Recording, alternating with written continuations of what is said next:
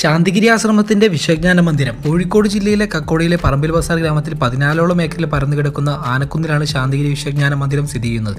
3 നിലകളിലായിട്ട് താമരയുടെ മാതൃകയിലാണ് ഈ മന്ദിരം നിർമ്മിച്ചിട്ടുള്ളത്. എല്ലാ ജാതി മതത്തിൽപ്പെട്ടവർക്കും ഇവിടേക്ക് വരാം. ഇവിടെ നിന്നും നോക്കിയാൽ കോഴിക്കോട് ബീച്ചിന്റെ ചെറിയ ഭാഗങ്ങളൊക്കെ കാണാം. കയറി വരുന്ന ഭാഗത്തായി പുഷ്പാഞ്ജലി കൗണ്ടറും സമർപ്പണ കൗണ്ടറും കാണാം. തൊട്ടടുത്ത് തന്നെ ചായയും സ്നാക്സും ഒക്കെ കഴിക്കാനുള്ള കടയുമുണ്ട്. ജൈവപാൽ ഉൽപ്പാദിപ്പിക്കുന്ന ഒരു ഡയറി ഫാം ആശ്രമത്തിൽ പ്രവർത്തിക്കുന്നുണ്ട്. കൂടാതെ മഞ്ഞൾ, പടവലം, കൂൺ എന്നീ കൃഷികളും നടത്തുന്നുണ്ട്.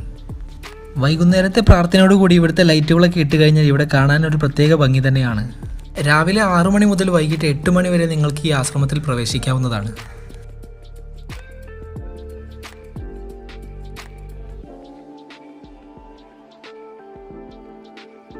ശാന്തിഗിരി ആശ്രമത്തിന്റെ വിശ്വജ്ഞാന മന്ദിരം കോഴിക്കോട് ജില്ലയിലെ കക്കോടിയിലെ പറമ്പിൽ ബസാർ ഗ്രാമത്തിൽ 14ഓളം ഏക്കറിൽ പരന്നു കിടക്കുന്ന ആനക്കുന്നിലാണ് ശാന്തിഗിരി വിശ്വജ്ഞാന മന്ദിരം സ്ഥിതി ചെയ്യുന്നത്.